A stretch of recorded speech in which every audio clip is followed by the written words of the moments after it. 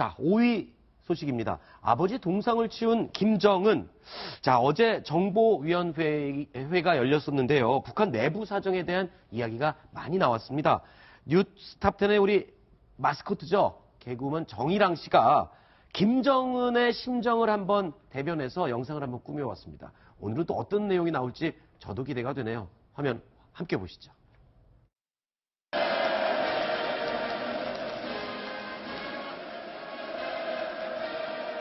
세상에서 제일 좋은 우리 인민을 어떻게 하면 더 신성이 높이 떠받들 수 있겠는가 하는 근심으로 마음이 무거워집니다. 그런데 요즘에 내래 분통이 목구멍까지 치밀어 술, 담배가 늘어가고 있습니다. 왜 그러냐면 우리 인민들 사이에서 그 어떤 침략 세력도 담배에 때려부술 수 있는 수준 높은 우리의 북조선의 이 좋은 체제를 입기를 실룩거리며 비방하는 목소리가 높아진다고 합니다. 그 배경이 내래 샅샅이 뒤지라고 했더니 고위성 M9들이 우리 인민들에 대한 통제를 어마무시하게 하고 심지어 최고 존엄인 나에게까지 후라이친 거짓 보고를 해서 내래 이 고위성 간부 M9들을 고사총으로 날려버렸습니다. 내래 한 번만 더 기딴 짓 하는 M9들이 있으면 혁명의 총대로 사정없이 죽탕을 만들어 버리겠습니다. 내 눈밖에 난 고위성 M9들은 우리의 위대한 김정일 수령님을 섬길 자격이 없습니다. 그래서 내래 위대한 아바의 동지 김정일 수령님의 동상을 다른 데로 옮기라고 지시했습니다. 네, 그만큼 고위성 M9들에 대한 거친 담배를 무서움의 턱을 달달 떨게 만들어 버리겠습니다. 내래 김정남 성님을 죽였다는 누명을 쓰고 있지만 변함없는 어머니 당으로서 우리의 불패의 국력과 최고 존엄을 과시해 나가겠습니다. 네, 과연 김정은이 진짜 저런 심정일지는 모르겠지만 하여튼 비슷한 느낌을 생각을 갖고 있을 거다 저희가 추측을 해봤습니다. 근데요, 한 국장님, 예. 이 국가안전보위성에 대해서 김정은이 무척 지금 화가 나 있는 것 같긴 합니다. 근데 동상을 치웠어요. 김정일 동상을 치웠는데 이게 어떤 의미가 있길래 이게 징벌적인 조치라고 하는데 왜 그렇습니까? 예, 제가 들은 거로는, 그러니까 네. 원래 동상은 이제 구리로 만들었기 때문에 구리동자를 쓰지 않습니까? 네네네. 근데 북한은 가틀동자를 쓴답니다. 그러니까 아. 지금 저기 있는 동상이 네. 똑같이 김정일하고 똑같이 김정일이 저기에 서 있다 이렇게 생각하고 있는 거하고 생각해라. 그래서 이제 가틀동자를 쓴다고 그러는데 네. 그러기 때문에 만약에 국가 보위성 앞에 저걸 세워놨다고 하는 거는 김정일이 그만큼 신임을 하고 있다, 이 기관을. 아하. 그런데 만약에 그걸 치워버렸다, 그러면 나는 너를 더 이상 신임하지 않는다. 이렇게. 아하. 그러니까 김정일 동상을 치웠으니까 김정은이 자체, 그 아들인 김정은이도 이 기관을 더 이상 신임하지 않는다는 얘기를 하는 거죠. 그렇군요. 북한 주민들은 방금 말씀하신 것처럼 김정일의 동상이 서 있으면 실제 김정일이 서 있다라고 생각을 해서 그 앞에 지나가면서 재채기도 못한다면서요? 그렇죠. 재채기도 못하고 또 매일 아침 일어나면은 그 가서 먼지를 쓸고 아, 그래요? 참배를 하고 하는 게 일과 중에 하나죠. 그다음에 네. 여러분들 많이 보셨지만은 배가 네. 가라앉을 때 사진 있지 않습니까? 네네. 사진을 안고 죽었다. 네. 라는 것을 우리가 가끔 이제 북한 뉴스에서 북한 보는데, 주민들이요? 네. 예, 북한 주민들이 안고 죽습니다. 안고 죽으면 바로 그 사진 자체가 네. 김정은, 김정일, 김일성과 동일시하는 것이기 때문에 네. 바로 목숨으로 끝까지 바로 수령님들을 사수했다. 그래서 그 집안은 열사 집안이 되는 것입니다. 그렇군요. 이 실제로 주민들이 일상을 보내면서 그럼 길거리에 있는 동상을 전부 다 김정일, 김일성 본인과 똑같이 느끼는 거예요, 주민들은?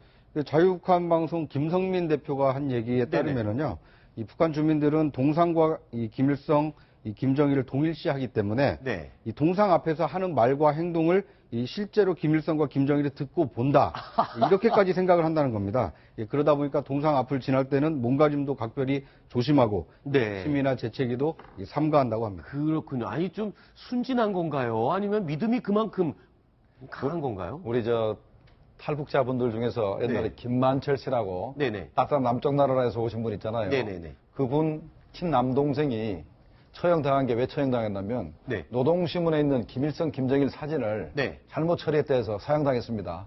그래서 그 양반이 이제 이렇게 탈북하는 계기가 됐는데 잘못 처리했다는 게 뭐 어떻게? 그러니까 뭐 휴지로 썼다가 아, 우리 옛날 신포에 우리가 북한의 원자력 발전소를 져줄 때 네네네. 우리 노동자들이 그때 가서 일을 좀 했지 않습니까? 예. 우리 노동자들이 노동신문에 있는 김일성 사진, 김정일 사진을 깔고 앉았다가 네. 공사가 한 몇 개월 동안 아하. 중지되고 막 체포돼서 고생을 하고 하는 적이 있었습니다. 바로 그렇군요. 그 사진 하나가 바로 동일시되는 겁니다. 네. 공상은 오죽하겠습니까? 그러니까 뭐 종교도 저런 종교가 없는 거죠. 그렇죠. 일반적으로 이제 어떤 그 상징물을 정해놓고 네. 그 상징물을 이제 그 사람이다 또는 어떤 뭐 종교 지도자다라고 하면서 이제 모시는 경우가 있는데 네네. 이 북한의 경우에는 이 수령 체제를 너무 이제 과도하게 해석을 하다 보니까 네네. 종교 이상의 어떤 이제 강압적인 어떤 그런 모습을 보이고 있다 이렇게 볼 수 있을 것 같아요. 그렇군요. 조금 전에 저희가 동영상으로 잠깐 전해드렸습니다만 김정은이 지금 국가안전보위성에 아주 미운 털이 지금 제대로 박혀 있는 것 같아요. 근데 거짓 허위 보고를 해서 그렇다라고 하는데 무슨 내용을 어떻게 거짓말을 했기 때문에 그러는 건가요, 지금? 일단 허위 보고 내용이 정확히 현재 알려지지 않았습니다만 네. 가장 큰 것이 당 조직 지도부 간부를 고문을 했고 네. 일부는 고문하다가 치사한 걸로 알고 있습니다. 네. 그래서 고문받아 사망한 경우가 있는데 저걸 전부 다 김정은한테 거짓 보고를 했고 그러니까 아하. 죽었기 때문에 자살했다고 거짓말했던가 네. 아니면 반당 반행장 분열해서 우리가 고문했다라고 이제 거짓말을 했기 때문에 아하. 그 거짓말이 들통나서 네. 김원홍하고 현재 그 부하들 5명이 김원홍은 현재 아직까지 감금 상태입니다만 네네. 밑에 차관급 네. 5명이 현재 고사총으로 이제 총살을 당했다라는 게 네. 이제 국정원이 보고한 내용입니다. 그렇군요. 그러니까 거짓 보고가 어떻게 밝혀졌는지도 사실 좀 궁금합니다. 그렇죠. 그러니까 뭐 과거에 이렇게 그 궁예가 네. 반신법을 써서 이렇게 뭐 죄가 있고 없는 것을 발견하듯이 네. 김정은이 이제 그렇게 한 건지 네. 아니면 그 조직 내에서 어떤 이제 서로 그렇죠. 어떤 이제 암투 과정에 네. 그런 거짓 보고가 밝혀졌는지 그러니까 북한 내부가 굉장히 좀 불안정하다라는 것을 보여주는 사례가 아닌가 싶습니다. 그렇죠. 누군가가 이 거짓 보고 사항을 가서 일러 바쳤겠죠. 어떻습니까? 그러니까 북한에서 최고 권력자는 사실 조직 지도부입니다. 네. 조직 지도부인데 이제 김원홍이가 저기 도전을 했습니다. 저기에 도전해서 아. 2014년도 6월 달에 네. 김근섭 조직 지도부 부부장을 고발을 해서 총살을 당하게 됩니다. 아하. 그래서 부부장이 총살 당할 정도면 밑에 부하들도 많이 총살을 당하거든요. 그렇군요. 그때부터 조직 지도부가 앙심을 품고 김원홍에게 언젠가는 복수를 하겠다라고 칼을 갈고 있다가 이제 과장급 이런 간부가 고문받다가 사망됐거나 네. 이런 상황들을 이제 거짓 보고한 것을 이제 밝혀내면서 아하. 이제 되치기를 해서 김원홍이가 이제 이렇게 현재 감금되고 있는 상태인데 이거는 말이죠 어떻게 봐야 되냐면 네. 김원홍이가 북한 인민들을 엄청나게 탄압을 하고 괴롭히고 괴롭혔습니다. 고문을 하고 네. 탄압을 했습니다. 그다음에 네. 모든 당정 고위 간부들 전부 다 감청을 해서 네. 고위 간부들이 집에서 말도 못하고 네. 밖에 나와서 말을 하거나 아하. 할 정도로 아주 심하게 감청을 했어요. 그렇군요. 모든 이 공포 정치의 근원이 바로 김원홍이다라고 네. 했기 때문에 김정은이가 이제는 모든 공포 통치의 그 책임을 김원홍에 뒤집어 씌워가지고 아하. 자기가 사람을 죽인 데 대한 어떤 뭐랄까 죄책감을 면책을 쪽으로. 이렇게 속죄양으로 삼으려고 하는 거 아닌가 하는 의심도 아하. 들고 나아가서 장성택을 죽었기 때문에 네. 고모부를 죽인 패러라는 게 있지 않습니까? 네네네. 그래서 혹시나 김원홍한테 그걸 뒤집어 씌워가지고 네. 장성택을 복권을 시키려는 거 아닌가 네. 이런 우리가 추측도 할 수 있겠습니다. 그리고 이번에 김정남 암살에 보위성 직원들이 많이 움직였다고 하던데 이게 결국엔 그러면 이 김원홍이 지시했단 뭐 이런 내용을 추측할 수 있지 않나요? 아마 최초 결제 맡을 때는 네. 김원홍일 수도 있으나 아하. 실제로 결행 자체는 최근에 됐기 때문에 네. 김원홍 사건하고 이제 별개로 봐야 되는데 네. 저는 반대로 어떻게 보냐면 이번에 보위성 간부가 넷이 있고 외무성이 둘이 있지만은 외무상은 다들 젊은 사람입니다. 33살, 34살. 네. 보이부는 55세, 57세입니다. 나이가 더 많군요. 그렇죠. 그러니까 계급도 한 몇 개 더 위죠. 그렇죠. 그렇다면은 이거는 보이성이 한 거라고 그러니까 봐야 되고 보이성의 간부들이 자기 그 보이성의 최고 높은 자는 김원홍 부부장들이 다 처형되고 현재 문제가 됐는데 나름대로 조직의 명예를 다시 회복하고 김정은의 신임을 얻기 위해서 무리한 공작을 하다가 네. 현재 아주 그 실패한 그런 대표적인 사례가 아닌가 이렇게 생각을 합니다. 네, 알겠습니다. 그리고 김정남 이 암살 사건에 대해서 북한이 공식적으로 어떤 반응을 잘 보이지 않았었는데 이 사건 처리를 위해서 조금 움직이기 시작했다고요? 부장국 차장이 좀 설명을 해주시죠. 네. 이 교도통신 보도에 따르면 이 리길성 부상이 그 베이징 국제공항에서 대기하고 있던 이 중국 정부 차량을 타고 베이징 시내로 이동했다라고 합니다. 네. 그러니까 이제 어떻게 보면 이 북한과 이 중국 간의 어떤 그 긴밀한 협력이 좀 시작된 거 아니냐 이렇게 관측이 나오고 있는데요. 네네. 이 중국 외교부 초청으로 방중했을 가능성이 크다는 관측이 나오고 있습니다. 아, 그렇군요. 자, 그리고 리동일 전 북한 유엔 대표부 차석 대사가 기자회견을 열었습니다. 여기서 뭐라고 그랬는지 지금 화면이 들어와 있는데요. 화면 함께 보시면서 이야기 나눠보겠습니다. 네. Today in Kuala Lumpur.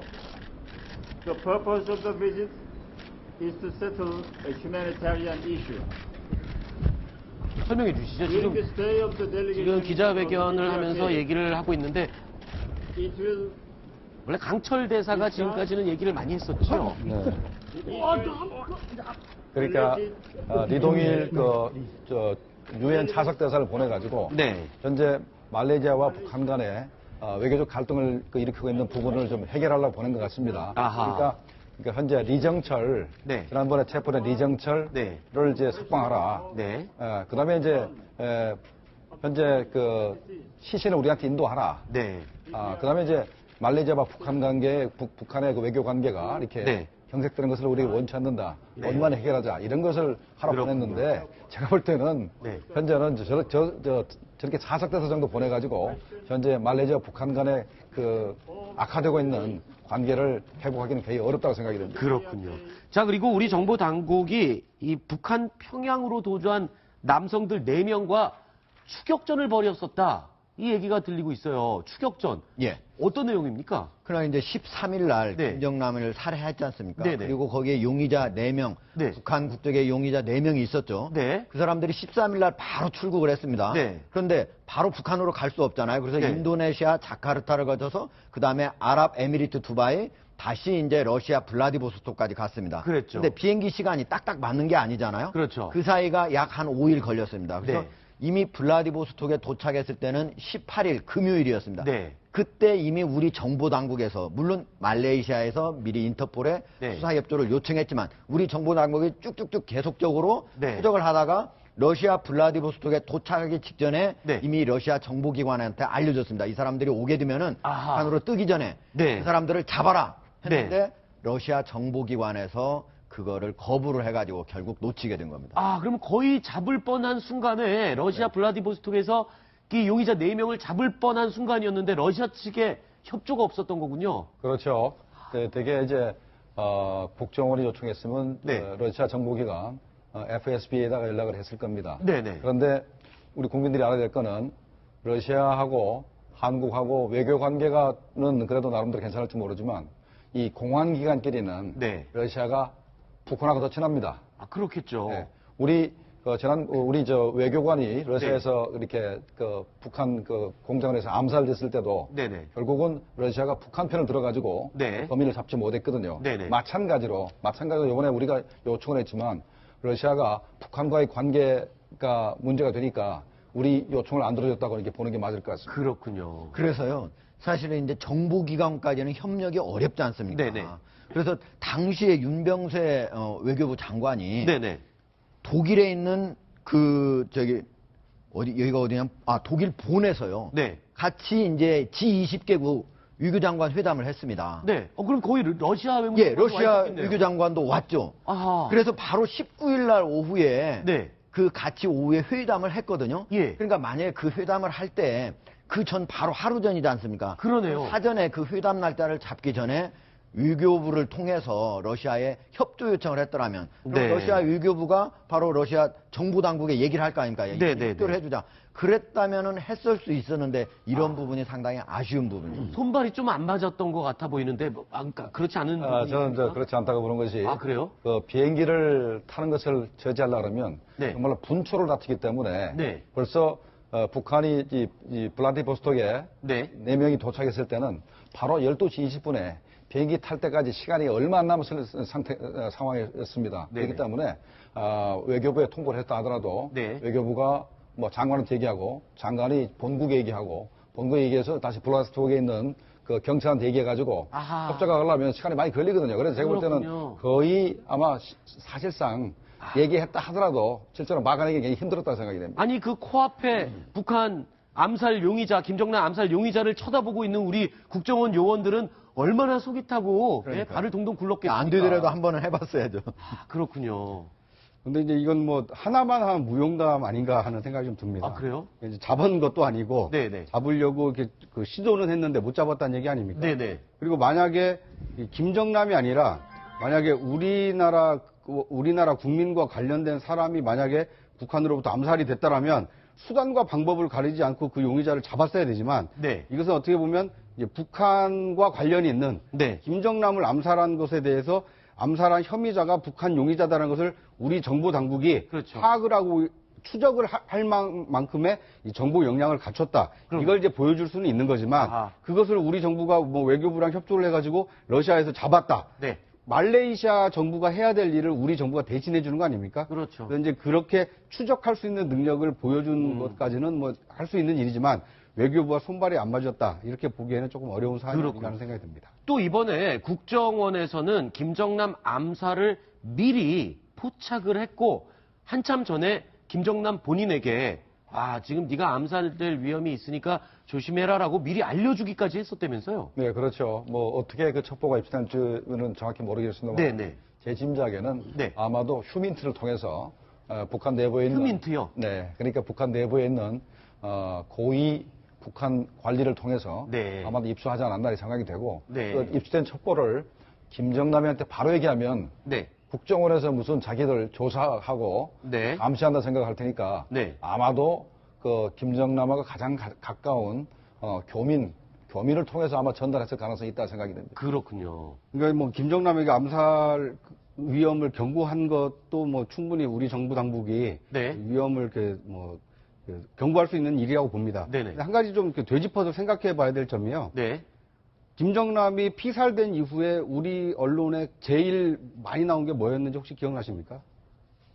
인도네시아. 독침. 네, 독침으로 피살됐다라는 것이 뭐 관계 당국으로부터 이렇게 간접적으로 확인해서 다 보도가 되지 않았습니까? 네네. 그런데 이제 열흘 정도 지나서 실제로 무엇 때문에 죽었는지를 지금 확인해 보니까 뭡니까? VX였죠. VX였죠. 네. 그러니까 빨리 뭔가 어떻게 죽었다라는 첩보를 입수해서 그 알리는 것도 중요하지만 네. 정확하게 네. 그러니까 도대체 독침이라는 것은 어떻게 이제 방법인데 네. 그것은 결정적으로 지금 오보가 되고 말았거든요. 그렇죠. 그러니까 우리 정부 당국이 어떤 정보와 첩보를 이렇게 다룰 때 조금 더 이렇게 정확하게 다룰 필요가 있지 않는가. 네네. 그런 점을 한번 좀 생각해 볼 점이 아닌가 하는 생각이 듭니다. 네. 저는 이런 그 소식을 들을 때마다 상당히 좀 아쉬운 게 네. 우리가 이제 국가정보원이 우리의 최고 정보기관이지 않습니까? 네. 근데 자기 자신들이 얼마나 능력이 있는가를 좀 알려주려고 이런 얘기를 흘리는지는 모르겠지만 네. 이게 북한에서 김정남이를 암살하려고 하는 첩보를 우리가 입수했다 하는 네. 사실과 그리고 우리가 김정남이를 어떻게 보면은 남쪽으로 데리려고 한다고 하는 그런 사실들을 다 공개한다고 하는 게 네. 어떻게 보면 이 암살이 남쪽이 그런 것들을 하는 것도 어떻게 보면 암살에 영향을 미쳤을 가능성을 보여주는 대목이거든요. 그래서 그렇군요. 이런 것들을 설령 했다고 할지라도 굳이 전혀 공개할 이유가 없는 거거든요. 네. 그전에는 보면 김정일이가 좀 건강이 안 좋을 때는 무슨 칫솔질도 잘 못한다더라. 네. 이런 얘기까지 공개한 적이 있는데 이런 정보는 설령 국가정보니 안다고 하더라도 우리 네. 국민들한테 굳이 안 알려도 됩니다. 스스로 잘하면 되는 겁니다. 그럴 수도 있겠군요. 예, 예. 제가 이번에 VX 가스 문제는 네. 사상 초유의 사건이 벌어진 거죠. 그렇죠. 이용하나 시켜가지고 두 사람이 가서 네. 이렇게 몸에서 이렇게 화학 반응을 일으켜가지고 네. 사람 죽였다는 것은 초유의 일이고 그렇죠. 그래서 뭐 짐작을 못했고 또 하나는 그렇게 사람이 많은데 VX 가스 가지고 사람 죽였다. 이것도 우리가 상상을 못한 일입니다. 네네. 그래서 어려웠던 거고. 그다음에 김정남을 한 번도 우리 정부가 데려올 생각한 적 없습니다. 아. 그래서 그거는 뭐 오보인 것 같습니다. 네, 알겠습니다. 자, 이와 관련된 북한 이야기 좀 나눠봤고요. 다음 순위는 또 어떤 내용이 정해져 있는지 확인해 보겠습니다.